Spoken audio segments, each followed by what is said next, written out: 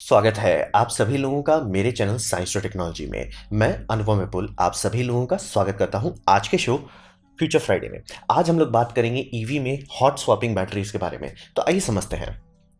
तो प्रॉब्लम क्या है ईवीज के साथ? सबसे बड़ा समस्या ये ईवी के साथ है कि ईवी में जो आज अभी ईवी मार्केट में अवेलेबल है उसमें रेंज भी है और पावर भी है। क्योंकि सबसे शुरू शुरू में रेंज के देने के चक्कर में बहुत हल्का गाड़ी बना देते थे, बहुत कम पावर का मोटर डालते थे। रेंज तो बम बम मिलता था लेकिन गाड़ी चलाने में खतरनाक लगता था, क्योंकि मान लीजिए अगर हाईवे पर सब 120 पे चल रहा है और आप 100 पे चल रहे हो तो खतरा हो जाता है कि मतलब पीछे वाला आपको ना ठोंक दे।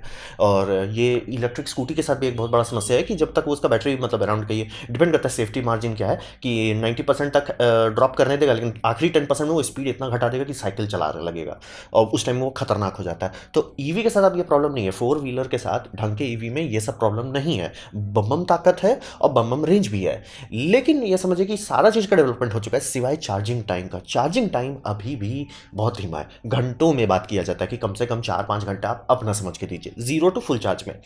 और हिसाब ये समझिए कि वो उतनी बड़ी प्रॉब्लम नहीं होती, लेकिन बात है हमें आदत पड़ा है पेट्रोल का, आदत पड़ा है हम लोग गैस का, सीएनजी का या जो भी है, कि मतलब लगाए कुछ मिनट काम खत्म घर चलो। तो ये आदत जो है हम लोग के लिए बहुत बड़ा समस्या बना हुआ है। कारण ये समझिए कि इससे पहले दुनिया में सबसे पहले इलेक्ट्रिक व्हीकल ही आया, लेड एसिड पर चलने वाली गाड़ी ही आई, बाद में पेट्रोल आया। अगर वो बीच में जो पेट्रोल का ट्रांजिशन हुआ था वो अगर नहीं होता तो हम लोग को ये आदत रहता कि भैया रात भर में ओवरचार्ज होता है, कोई दिक्कत नहीं है।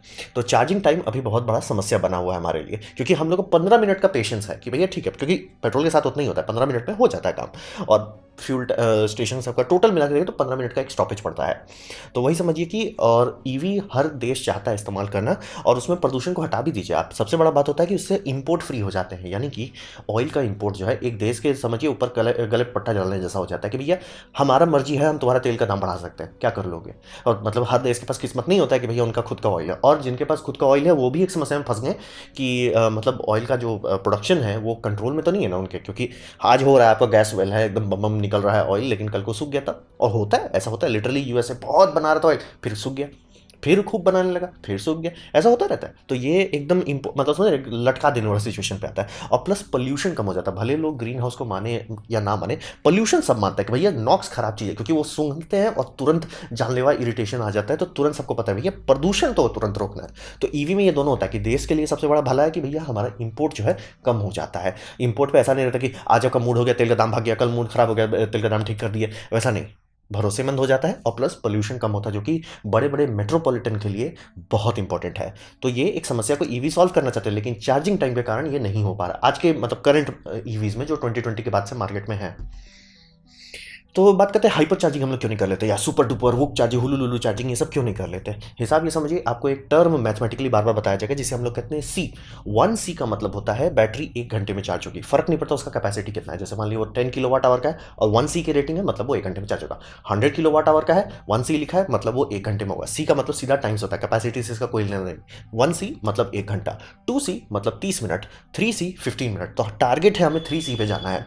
तो हिसाब ये समझिए कि लिथियम आयन का जितना कॉमन बैटरी है वो सब 0.5 से 1.5 सी में सबसे हेल्दी रहता है। 0.5 सी का मतलब समझिए 1.5 आवर में आप चार्ज करोगे, आराम से चार्ज हो जाएगा। ना ज़रूरत से ज़्यादा गर्म होगा, ना ज़रूरत से ज़्यादा डैमेज होगा, ना ज़्यादा स्ट्रेस पड़ेगा, बम रहेगा।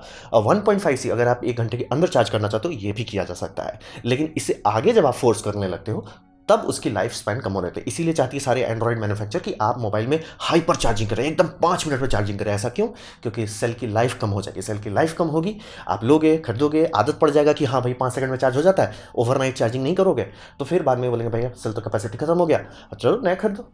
प्लान्ड ऑब्सोलेशंस, ताकि आपका साइकोलॉजिकली आपको वीक बना दे रहे हैं। साइकोलॉजिकली आपका होना चाहिए भैया रात को हम लगेंगे आराम से 18 वाट में एकदम चिल मार के चार्ज होगा, बैटरी का भी हेल्थ अच्छा रहेगा, लाइफ स्पैन भी अच्छा रहेगा। वो उसके जगह पे आपको आदत डाल देते हैं 2 सी पे चार्ज करेंगे, 3 सी पे चार्ज करेंगे, 5 सी पे चार्ज करेंगे। क्योंकि आप देखिए सी का रेटिंग बहुत भयानक भागता है। 1 C 1 hour, 2 C 30 minutes, 5 C 12 minutes, 10 C 6 minutes, और 20 मिनट्स 3 सी पे चले जा रहे हैं। तो यहाँ पे ये समझिए लिथियम केमिस्ट्री, लिथियम आयन का जो नॉर्मल लिथियम आयन या लिथियम पॉलीमर है उसे ये पसंद ही नहीं है। वो 0.5 से 1.5 1.5C, और जनरली आइडियली कहा जाता है कि भैया 1C से ऊपर मत जाइए। 1.5C जा सकते हैं, ऐसा नहीं कि उसका मतलब तुरंत डेड हो जाएगा, लेकिन जनरली मैन्युफैक्चरर्स बोलेंगे भाई 1C पे रहो यार, 1C पे चिल मारो। और अगर आप चाहते कि नहीं, आपको किसी कारण से ज़रूरत है कि नहीं भाई मुझे तुरंत चार्ज करना है, तो LTO सेल जा सकता है। LTO सेल आराम से कंफर्टेबली 5C तक पे चल सकता है, यानी कि 15 मिनट के अंदर फुल चार्ज कर सकते हैं। 0 टू फुल चार्ज 5C पे 15 मिनट के आसपास में हो जाता है, मतलब अराउंड 12 मिनट्स। तो उसका इस्तेमाल क्यों नहीं करते? जनरली किया जाता है ईवी बसेस में। चाइना में जो सुपर चार्जिंग का जो बस है जो 400 किलोवाट का कैपेसिटी से चार्ज करता है, वो सब जनरली LTO सेल रहता है। साइड इफेक्ट LCO गाड़ी में क्यों नहीं इस्तेमाल करते? बात है कि उसकी कैपेसिटी बहुत कम होती है, यानी कितना लीटर में कितना किलोवाट आवर दे रहा है वो बहुत कम होता है। बस में जगह बहुत होता है, इसलिए डाला जा सकता है। और उसकी मतलब LTO सेल्स हर मामले में लिथियम का one of the best chemistry है। सिर्फ साइड इफेक्ट है कि उसका कैपेसिटी नहीं होता। मतलब अगर आप स्कूटी में डालेंगे उसको और उतने ही जगह पे आप लिथियम आयन देंगे, लिथियम आयन आपको मान लीजिए रेंज देता है 80 का, तो LTO देगा बहुत हुआ तो 60, वो भी बहुत ज़्यादा मैं बता रहा हूँ, जनरली नहीं देगा। हाँ, लेकिन उसका सारा चीज़ का बेनिफिट है, यानी उसमें आग नहीं लग सकता, मतलब जलेगा लेकिन आग पकड़ेगा नहीं। उसमें शॉर्ट सर्किट भी होने पर नुकसान नहीं होता। ड्रिल भी कर दे, छेद हो जाए, पंचर हो जाए, वो सब सेल पूरी तरह से सेफ सुरक्षित होता है। टेम्परेचर भी बहुत बढ़िया रहता है, और चार्जिंग के मामले में तो कोई दूसरा आता ही नहीं, बस कैपेसिटी कम है। अब यहाँ पे लोग 100 किलोमीटर की रेंज पे गाड़ी पे रो रहे हैं, तो ऑब्वियसली आप उसको बोलोगे भैया आपका गाड़ी 10 गुना बेटर हो जाएगा, लेकिन उसका रेंज और घट जाएगा, तो लोग बोले भाई हमें नहीं चाहिए। तो ये कारण से LTO हर जगह नहीं इस्तेमाल होता, बसेस में इस्तेमाल होने लगा है। और प्लस ये समझिए दूसरा एक साइड इफेक्ट होता है जो आप नहीं सोचे। मान लो आपने कोई केमिस्ट्री, मान लो कल को किसी इंजीनियर ने क्रैक कर दिया कि लिथियम आयन का केमिस्ट्री, LTO वही केमिस्ट्री ही है, लेकिन कुछ और तिगड़म कर दिया कि उसका पावर डेंसिटी भी बम बम हो जाए। दूसरा एक साइड इफेक्ट होगा जो फिजिक्स के कारण आएगा कि भैया उतना एनर्जी डालना बहुत महंगा पड़ेगा। कारण ये समझिए कि आपका कोई भी घर है तो वो एक ट्रांसफार्मर से फीड हो रहा है, उस ट्रांसफार्मर का 1 kilo volt amp rating KVA, कितना KVA का वो झटका बर्दाश्त कर सकता है, और उसका रेटिंग कभी कभार एक्सीड हो, जैसे मान लिया आपने इंडक्शन पंप चालू कर धड़ाक से झटका भाग गया, वो संभाल लेगा। लेकिन अब हर समय उसको ओवरलोड पे रखेंगे वो खराब हो जाएगा, और बिजली विभाग को करना पड़ेगा भैया यहाँ बड़ा बड़ा ट्रांसफार्मर लगाओ, तो उससे कीमत बढ़ जाता है। हर चीज़ के लिए होता है। जैसे आप चार्जिंग स्टेशन बना रहे हैं, और आप चार्जिंग स्टेशन ऐसा बना दीजिए जैसे नॉर्मल EV जो है 100 किलोवाट आवर के अंदर रहता है, तो ठीक है आप 100 किलोवाट का ये लगाते हो, ट्रांसफार्मर लगाते हैं, तो उसका मतलब होगा कि आप 1C पे ठीक ठाक चार्ज कर सकते हो। अब वहीं पे आप चाहते हो 2C पे, यानी आपको 200 किलोवाट आवर का ट्रांसफार्मर लगाना पड़ जाएगा। आवर नहीं, मतलब 200 KVA से ऊपर का लगाना पड़ जाएगा, अराउंड 250 का आता है। तो अब समझ रहे, आपने सिर्फ टाइम आधा किया, लेकिन आपका डबल से ट्रिपल ट्रांसफार्मर का दाम भाग जाएगा। प्लस उतना बड़ा लाइन डिलीवरी होना चाहिए। अगर आप उसे चाहते हो कि भैया हम जैसे बसेस के केसेस में चार्ज करने आ रहे हैं, ये सब बस में इतना बड़ा ट्रांसफार्मर लगेगा, मतलब इस चार्जिंग स्टेशन में उतना बड़ा ट्रांसफार्मर सिर्फ ग्रिड से पावर लेने के लिए, कि यहाँ पे भैया 220 वोल्ट नहीं दिया जाएगा। यहाँ बोले भाई आप 11 kV का लाइन लो हमारे पास। जैसे आप देखते होंगे बड़े बड़े अपार्टमेंट में खुद का ही ट्रांसफार्मर रहता है, वैसा करना पड़ जाएगा। तो आप समझ सकते हैं बहुत महंगा पड़ेगा। और प्लस जनरली जो एकदम पागल जैसा हाई स्पीड चार्जिंग किया जाता है वो AC में नहीं किया जाता, वो DC फास्ट चार्जिंग में करते हैं। DC फास्ट चार्जिंग में होता है कि चार्जर गाड़ी के बाहर है, तो चार्जर बड़ा है, भरपुष्ट है, तंदुरुस्त है, ठंडा रखा जा सकता है, सब चीज़ कर सकता है। साइड इफेक्ट, दाम भाग जाता है। और आजकल के जितने EV चार्जर वोल्टेज भी बहुत ज़्यादा है, एम्प्स भी बहुत ज़्यादा है। बेनिफिट चार्ज तुरंत हो जाता है, साइड इफेक्ट उसका इतना मतलब उस कॉम्प्लेक्स है कि उसको पहली बार लिक्विड कूलिंग लगता है चार्जर को, और वो उसको स्टैकिंग की जाती है। क्योंकि एक अगर आप किसी मैन्युफैक्चरर से बोलते हैं भैया हमको 100 एम का एक चार्जर दो, बोले बहुत महंगा पड़ेगा। आप 50 एम का 4-5 लगा दो, स्टैक कर दो, वो ज़्यादा सस्ता पड़ता है। तो आजकल आपको वैसे ही स्टैकिंग वाले DC फास्ट चार्जर मिलेंगे। मैंने डिटेल वीडियो बना दिया था कि चार्जिंग के स्टैंडर्ड्स क्या क्या होते हैं। तो यही समझिए कि कीमत भाग रहा है। आप बिजली उतनी खपत करो, लेकिन कीमत भाग जाएगा। और आप लोग में से जो लोग इंडस्ट्रियल बिजली का देखते होंगे उनको पता रहेगा कि आप कितना यूनिट खा रहे हो, कितना KVA का लोड पड़ रहा है, उससे फर्क पड़ता है, उससे दाम पे फर्क पड़ता है। अगर यूनिट महंगा होता चला जाता है, तो ये इसी कारण से हम लोग हाइपर चार्जिंग चाह के भी नहीं कर सकते। पहला तो मोस्ट केमिस्ट्री बोलता है भैया 1 घंटा में ही हम तुमको चार्ज करेंगे। मुझे थोड़ा और लगता है कि सारे स्कूटीज़ के अंदर जो इनबिल्ट चार्जर है वो बहुत कमज़ोर है। समझ सकता हूँ दाम बचाने के लिए किया जाता है, तभी नहीं तो वो आराम से 1 घंटे के ये मतलब 1 घंटे में चार्ज हो जाना चाहिए। और अगर फुल डिस्चार्ज नहीं हुआ तब तो आराम से कंफर्टेबली 1 आवर में चार्ज हो जाना चाहिए। लेकिन जो भी कहते हैं कि 3 आवर्स 4 आवर्स, वो मुझे समझ में आ रहा है कि चार्जर जो डाल रहे हैं वो सस्ता डाल रहे हैं। और मैं ब्लेम नहीं कर सकता, ऐसे ही 1.2 लाख पे पहुंच जा रहा है, 1.5 लाख पे पहुंच रहा है, तो 2 लाख हो जाएगा ऑलमोस्ट अगर चार्जर तकड़ा देते हैं। और फिर बाहर से DC फास्ट चार्जर देना चाहेंगे, ठीक है, लेकिन DC फास्ट चार्जर का दाम भाग जाएगा। और प्लस फास्ट चार्जर को बिजली देने के लिए उसका भी दाम भाग जाता है। तो ये लिमिट है, इसीलिए हम लोग चाह के भी वो नहीं कर सकते कि ऐसा बना दो कि एकदम 5 सेकंड में चार्ज हो जाए। LTO तो बोलेगा भाई 10-15 मिनट में हम चार्ज कर देंगे, और बस को भरने में टाइम लगता है, बस में रिफ्यूलिंग करने में टाइम लगता है, वो एक्चुअली बैटरी ज़्यादा तेज चल सकता है, इसीलिए हाइपर चार्जिंग हर जगह नहीं कर सकते। फिर एक कॉमन बात आता है कि स्वैपिंग क्यों नहीं करते, जैसे कि हम लोग बहुत सारी इंडस्ट्री में करते रहे, स्मॉल स्केल में सारा करते हैं। जैसे कि जितना आपका कॉर्डलेस ड्रिल है, ये सब में तो लिथियम आयन से पहले से किया जा रहा है। जब से निकल कैडमियम ढंग से डेवलप हुआ स्पेस शटल के डेवलपमेंट के टाइम में, जब ये बनाया जाता था ISS यानी इंटरनेशनल स्पेस स्टेशन, उनको था टूल चाहिए था जो वैक्यूम में काम कर सकता। ऑब्वियसली कॉर्ड लेके तो जाना नहीं था उनको, तो उसके लिए निकल कैडमियम से डेवलप किया गया था, और उससे पावर टूल का सारा डेवलपमेंट हो गया जो कॉर्डलेस है। और कॉर्डलेस में समय ये निकल पैडमियम आया, फिर बाद में लिथियम आयन आया। तो ये सब तो चल रहा है, ये पूरी इंडस्ट्री है जिसको पता है कि भैया पोर्टेबल पावर बैंक कैसे बनाना है, कैसे उसे ऐसा रखना है कि हॉट ये मतलब स्वैप कर सकें, चार्जिंग करना, सब चीज़ ये पूरा इंडस्ट्री है जो चलता है। इनको है ही नहीं कि बैटरी इंटीग्रेटेड रखो, इनको सब चीज़ पता है। पावर टूल में होता है, फिर आपका कैमरा में भी हो गया, फिर आपका ड्रोन्स में भी हो गया। ड्रोन्स में भी आप देखते हैं कि बैटरी पूरा एक एज ए यूनिट बनाया जाता है। और अगर आप सिनेमा इंडस्ट्री के बारे में बात करें, वहाँ पे इस तरह के बैटरी इस्तेमाल होते हैं जिसे हम लोग कहते हैं वी माउंट बैटरी। ज़रूरी नहीं है सब लोग वी माउंट इस्तेमाल करें, लेकिन वी माउंट काफ़ी सक्सेसफुल स्टैंडर्ड है। और उसमें से कुछ आता है हॉट स्वैपिंग रहता है कि मतलब 2 वी माउंट लगाइए, एक से आपका बैटरी चलता रहेगा और वो खत्म होगा, दूसरा पे स्विच कर देगा और पहला वाला को आप रिप्लेस कर दीजिए। हॉट स्वैपिंग करते रहिए ऐसा। तो ये एक कॉमन चीज़ है कि मतलब बैटरी बदल देना किसी इक्विपमेंट में कॉमन चीज़ है। मतलब बोल रहे हैं यूज़ करते हैं, ऐसा चीज़ नहीं है जो ओ ये किसी ने अभी तक नहीं किया, ये हम लोग करते आ रहे हैं, बहुत सारे फील्ड में है ये। लेकिन ये सब में 2-3 लिमिट है। सबसे पहला बात, ये लो वोल्टेज में सेंस होता है, यानी कि आप 50 वोल्ट के अंदर है। कारण ये समझिए कि डीसी ये मतलब डीसी वोल्टेज जो है बहुत ज़्यादा डेंजरस होता है, क्योंकि वो उसमें साइन वेव नहीं होता। साइन वेव नहीं होने का मतलब होता है कि वो जीरो क्रॉसिंग नहीं जाता, यानी कि अगर आपको झटका लगा वो देता रहेगा जब तक आप ऊपर नहीं चले जाते। एसी में तो 220 का भी झटका आप बर्दाश्त कर सकते हो, क्योंकि जब वो ये जा रहा है क्या बोलते हैं जीरो करंट में जा रहा है, आपका बॉडी रिएक्ट कर सकता है। लेकिन वो डीसी में ओवरलोड कर दे, और डीसी की आर्किंग बहुत गंदी होती है। आग लगाने मतलब सोलर इंजीनियर से पूछिए कितना गंदा आग लगा सकता है। वोल्टेज ज़्यादा नहीं चाहिए उसको, 70 to 80 वोल्ट, लेकिन अगर इस आर्क स्टार्ट हो गया, क्योंकि जीरो क्रॉसिंग नहीं है, वो हर चीज़ को ऐसे पिघला देगा, सीधा मेटल पिघला सकता है। तो समझना बहुत ज़रूरी है, इसलिए वोल्टेज कम रखना चाहिए। तो ये सारे में बात कर रहे हैं जनरली वोल्टेज 48 के अंदर रखा जाता है, क्योंकि 48 अगर आप छू भी देते हैं आप ऊपर नहीं जाओगे। और इसलिए देखिए डीसी फास्ट चार्जिंग जो हम लोग का यूएसबी पावर डिलीवरी 3 स्टैंडर्ड के लिए इस्तेमाल किया जा रहा है यूएसबी सी के साथ, उसमें भी 48 वोल्ट का लिमिट है। 48 वोल्ट से ऊपर जाना खतरा हो जाता है, तो 450 के अंदर ही बात हो सकता है। प्लस वेट का सबसे बड़ा होता है कि आप बोल तो दे रहे हो कि हम बैटरी स्वैप करते हैं, अब बैटरी का वजन मान लीजिए 15 किलो है। कितने लोग हैं कि 15 किलो बस कर लें? बहुत कम लोग होते हैं मजबूत होते हैं कि 15 किलो बस हुलू हुलू कर लें, या 20 किलो या 35 किलो। 35 किलो पे लोग बोले भाई क्षमा करो हो जाए। तो ये समझना बहुत ज़रूरी है कि वजन भी होना चाहिए। वोल्टेज तो पहले बता ही दिया, ये दोनों कम होना चाहिए तभी आप मैनेज कर सकते हो।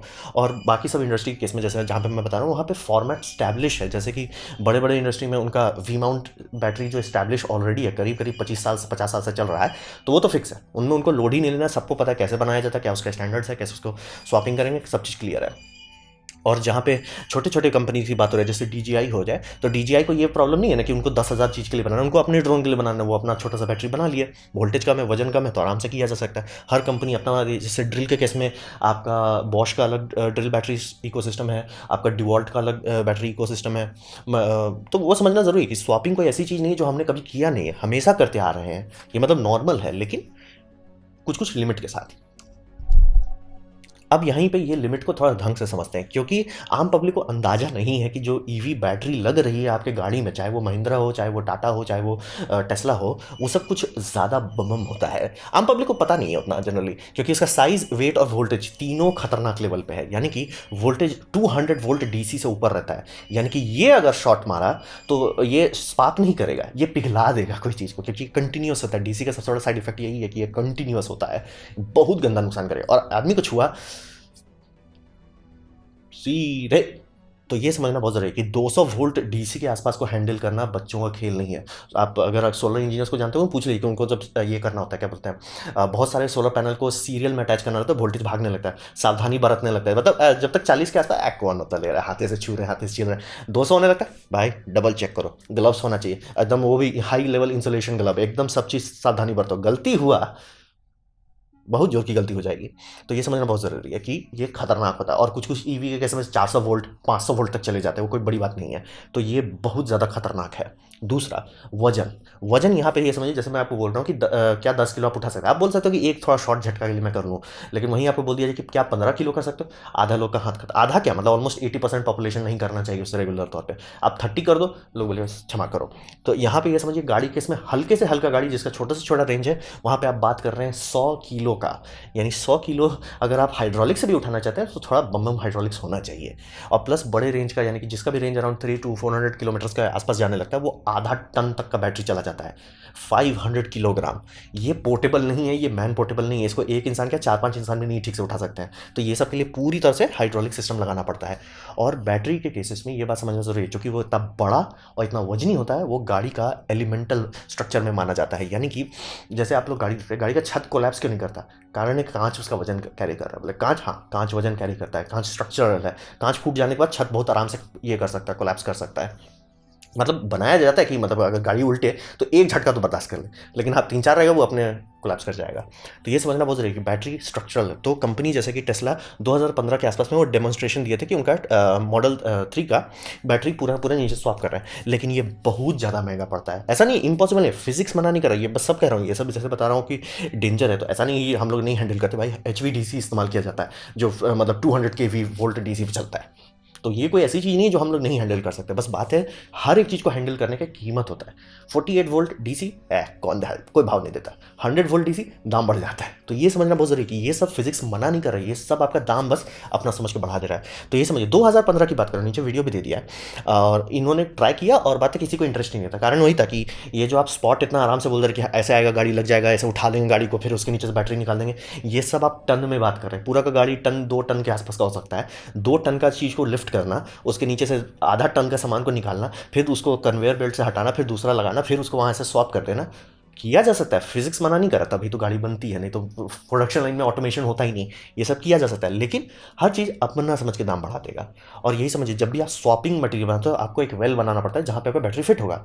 तो इसका साइड इफेक्ट होता है कि डबल वॉलिंग हो जाती है, यानी कि आपका बैटरी का एक केसिंग है और वो केसिंग को रखने के लिए अलग केसिंग है, तो ये डबल वाल हो जाता है। इससे इफिशिएंसी घट जाती है, मास इफिशिएंसी, यानी आपका गाड़ी का वजन जो है फ्री का भाग रहा है। और गाड़ी के केसेस में जितना वजन आप कम रखेंगे उतना ज़्यादा रेंज मिलेगा। तो ये इसी कारण से मतलब बहुत पहले किया गया था, 2015 में किया गया था। और ये आपको मैं दिखा रहा हूँ, ये E1 फार्मूला 1 का बड़ा भाई जिसमें इलेक्ट्रिक गाड़ी से रेसिंग की जाती है, इसमें भी कंपनी कोशिश कर रही थी, मतलब जो एसोसिएशन है वो ट्राई करना चाह रही थी हॉट स्वैपिंग बैटरी की, थोड़ा सा एक कंपोनेंट हो जाए और उससे रेंज का बात है। लेकिन एंड में उन्होंने ये कर दिया कि भैया उससे बेटर है 2E रखा जाए, मतलब हर टीम को 2 गाड़ी दी जाती है, आप ये इस्तेमाल करके रेस करो और उसके बाद दूसरी गाड़ी में ड्राइवर चेंज किया जाएगा, वो ज़्यादा सस्ता पड़ता है। तो इसीलिए ऐसा नहीं है फिजिक्स मना कर रहा है, बस बात यही है कि आप करने जाओगे, सॉल्व करने जाओगे, घूम फिर के आप इतना पैसा खर्च कर दोगे कि लोग बोलेंगे भाई क्षमा करो हमें। तो ये समझना बहुत ज़रूरी है। ऐसा नहीं है फिजिक्स मना कर रहा है, लेकिन ये सारे इश्यूज का दाम इतना बढ़ा देते हैं कि कोई नहीं करेगा उसे। तो भविष्य में क्या होने वाला है, यहाँ पे ये समझिए कि आदमी को अपना बिहेवियर चेंज करना होगा। कारण ये है कि गाड़ी जो है, जितनी किसी भी गाड़ी आपकी हो मेरी हो, जब तक आप ऐसा कमर्शियल जगह पे नहीं है, आप दिन भर टैक्सी नहीं चला रहे, जनरली आपकी गाड़ी स्टैटिक रहती है। मेजॉरिटी ऑफ द टाइम गाड़ी सीधा सीधा स्टैटिक रहता है। तो उस केसेस में स्लो चार्जिंग करना बहुत हेल्दियर ऑप्शन है। यानी कि पहला तो अगर आप गाड़ी को स्लो चार्जिंग करते हैं तो ग्रिड पर झटका नहीं पड़ रहा है कि भैया 500 किलोवाट का आप झटका मार रहे हो, मतलब ताकि तुरंत चार्ज कर सकें, वो सबसे बड़ा फायदा होता है। दूसरा सस्ता पड़ता है, जैसे अगर आप 3 फेज का चार्जिंग स्टेशन लेते हैं वो 50,000 के अंदर आराम से आ सकता है। वहीं डीसी फास्ट चार्जिंग लेंगे लाख 1.5 लाख में तो कुछ होना ही नहीं है उसका, 4-5 लाख से ज़्यादा भागेगा वो मिनिमम। तो ये समझना ज़रूरी है, हर मामले में लोगों को ये थोड़ा आइडिया बदलना होगा। कारण ये है कि हम लोग आइडिया अभी भी सिर्फ पेट्रोल पंप में जाएंगे भर आएंगे, ये नहीं सोच रहे कि मेरा घर पेट्रोल पंप है, घर में आएंगे रात को लगा देंगे आराम से आ जाएगा। हाँ, ओवरनाइट के अंदर चार्ज हो जाना चाहिए, यानी कि 4-5 घंटे के अंदर चार्ज हो जाना चाहिए। और डीसी फास्ट चार्जिंग का ऑप्शन रहे, ताकि मान ली किसी कारण से आपको जाना पड़े, क्या बोलते हैं, दूर जाना पड़े या किसी सर्विस कुछ भी है आपको, तब स्पेयरिंगली आप इसे इस्तेमाल कर सकते हैं, क्योंकि इससे हेल्थ घटता है, बैटरी का फिजिक्स है, हेल्थ घटेगा ही। इसीलिए सारी एंड्रॉइड कंपनी चाहती है कि आपको एकदम super charge, fast charge, ultra high charge, खुला वाला चार्जिंग दे दिया जाए, ताकि आपका बैटरी मतलब लेंगे एकदम अच्छा एक्सपीरियंस मिलेगा और तुरंत खराब भी हो जाएगा सेल, उसके बाद आपको नया खरीदना पड़ जाएगा, प्लांट ऑब्सोलेशन भी हो जाएगा उनका, और आप बोल भी नहीं पाओगे खराब है, क्योंकि बोलेंगे देखिए सर आप तो फास्ट चार्जिंग कर रहे थे हर बार। तो ये समझना ज़रूरी है कि हर मामले में गाड़ी के केसेस में बैटरी रिप्लेस करना प्रैक्टिकल नहीं है, दाम बहुत ज़्यादा भागेगा, सबका नुकसान होगा। लेकिन टू व्हीलर के केसेस में किया जा सकता है, जैसे ये गोगो की कंपनी है, ये ताइवान में बहुत सक्सेसफुल हुई है और अभी हीरो और मतलब इंडिया में इनके साथ काम करने की कोशिश करी, इनका यही था। लेकिन इसमें भी सबका एक ही सिखाता था कि वो बैटरी बैंक जो ये डाल रहे हैं ये लगभग 12 किलो का है, तो मतलब बंदा थोड़ा तगड़ा होना चाहिए कि 12 किलो बस ऐसे उठा के डाल दो। मतलब लोग कर ले रहे हैं, आदत पड़ जाता है 12 किलो का, और भी कुछ सेकंड के लिए उठाना है लोग कर सकते हैं, और इससे अच्छा खासा रेंज है। मैंने नीचे इसका भी डिटेल वीडियो दिया, ये काफ़ी सक्सेसफुल हो चुका है। लेकिन क्या ऐसा गाड़ी में हो सकता है? नहीं, सवाल ही नहीं, क्योंकि ऐसा आपको 16-17 टो डालना पड़ेगा तब जाके आपका वो होगा, वो तो होने से रहा। और बड़े केसेस में वो इतना मशीन लगेगी उसको करने के लिए, भैया आप पूरा पोर्टेबल फैक्ट्री आप लेके चल रहे हो, जो कि सोच लीजिए कि आप लोग का ये गाड़ी के सर्विस सेंटर में कितना होता है, जिसमें गाड़ी को लिफ्ट कर लें, गाड़ी का नीचे से सामान निकाल दें, रोबोट उसको इधर से उधर कर दें। ऐसा नहीं है नहीं किया जाता, बस नहीं किया जाता, कॉस्ट बहुत आएगा। तो वही समझिए, लोगों को अपना बिहेवियर बदलना ही पड़ेगा कि हम मतलब जैसे गाड़ी पार्किंग में रखा हुआ है, पार्किंग में स्लोली चार्ज होना कोई दिक्कत नहीं है, कोई दिक्कत नहीं, आराम से लोड करो, चार्ज हो जाएगा। रात भर में रखा रहता है, स्लोली चार्ज करो, हो जाएगा। गांव में भी चार्ज हो जाएगा, कोई दिक्कत नहीं है। आराम से आपको 3 फेज बिजली मिल जाएगी, कोई बड़ी बात नहीं है। और लेकिन हाँ, आप मुंह खोल के बोल दो कि हमको 3 फेज बिजली चाहिए जिसमें एकदम 50-60 एम्प्स का लोड ले सके, बोलेगा भाई 11 के वी है, हम तुम्हारे घर दे रहे हैं, ट्रांसफार्मर लगाओ जितना पावर का चाहिए तुमको, क्योंकि वो हो जाता है कि कॉस्ट इफेक्टिव नहीं रहता उतना पे 220 वोल्ट पे ट्रांसफर करना। तो ये समझना बहुत जरूरी है कि लोगों को अपना बिहेवियर बदलना है। टू व्हीलर में बैटरी स्वैपिंग पॉसिबल है, लेकिन उसका भी घूम फिर के ही आता है। डगो को बहुत ज़्यादा इन्वेस्टमेंट डाला था, अराउंड 150 to 200 मिलियन के आसपास का इन्वेस्टमेंट टाइवान जैसी छोटी कंट्री में जगह के साथ, तब जाके हर जगह पे वो लोग बैटरी स्वैपिंग स्टेशन डाल सके और लोग भी थोड़ा सा अच्छे से बिहेव करते हैं। मुझे तो पहले डर लगेगा ये खुला स्वैपिंग स्टेशन है, इंडिया में इसका होगा क्या। कोशिश कर रहे हैं, मतलब हीरो और ये कंपनी साथ में डील करके ट्राई करने चाह रही है कि इंडिया में लाएं, लेकिन देखिए आने वाले टाइम में क्या होता है। तो ये समझना बेहद ज़रूरी है कि फास्ट चार्जिंग एक ऐसा चीज़ है जो मतलब कभी कभी बहुत काम आ सकता है, जैसे कि लॉन्ग रेंज पे जा रहे हो, बहुत ज़रूरी है, बहुत फायदेमंद है। लेकिन 99% केसेस में आपको ज़रूरत नहीं है और आपको आदत भी नहीं पड़ना चाहिए उसका। और इसीलिए समझिए टेस्ला के केस में सुपर चार्जिंग नेटवर्क भी वो बनाए, फिर भी उसमें उसमें खुद ही ट्रिगर दिया रहता है कि भैया फास्ट चार्जिंग आपको बार बार हम नहीं करने देंगे, बार बार करोगे बैटरी लाइफ खराब होगा, अब हमको करिया होगा कि भैया हमारा रेंज क्यों नहीं आ रहा है। तो इसीलिए ये समझना ज़रूरी है, वो स्पेयरिंगली यूज़ करो, कभी कभार दूर जा रहे थे, कुछ था, इमरजेंसी था, कर लिए, बार बार नहीं। तो ये था मेरा प्रेजेंटेशन, बैटरी स्वैपिंग का भविष्य क्या है इलेक्ट्रिक व्हीकल के मार्केट में। उम्मीद करता हूँ आपको अच्छा लगा, कुछ सीखने मिला, कुछ समझ में आया। अगर ऐसा है लाइक कर दे, दोस्तों से शेयर कर दे, उससे मेरा काफ़ी भला होगा। नहीं अच्छा लगा, नहीं पसंद है, कोई बात नहीं, आप डिसलाइक दबा सकते हैं। मैं कहूँगा डिसलाइक 2 बार दबाएं, उसमें मुझे चलेगा कितना ना पसंद हुआ है। मैं आपसे कहूँगा कमेंट लिखें, मैं हर कमेंट को पढ़ने की कोशिश करता हूँ। आपसे कहूँगा सब्सक्राइब कीजिए, बेल दबाइए अगर आप नहीं है तो। आपने मेरा वीडियो देखा, जानकर मुझे बहुत खुशी हुई। धन्यवाद।